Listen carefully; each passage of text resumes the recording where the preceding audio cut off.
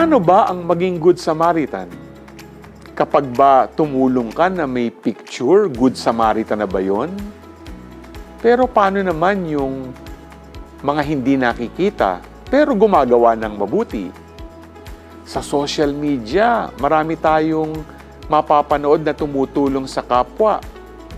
Pero marami ba doon ang mabuti? Ang pinaka nakakatakot ay yung maging indifferent. Yung may kakayanan kang tumulong, pero mas pinili mo ang walang gawin dahil hindi naman ikaw ang nasa kalagayan nila. Sakto sa gospel natin ngayong araw about the Good Samaritan. Parang yung sinabi ni Pope Francis sa kanyang encyclical letter na Fratelli Tutti.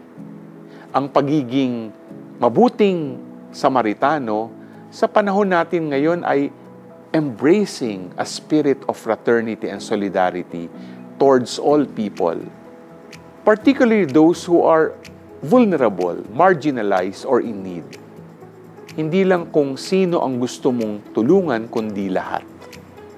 Ikaw, handa ka bang maging Good Samaritan sa panahon natin ngayon na walang pinipili?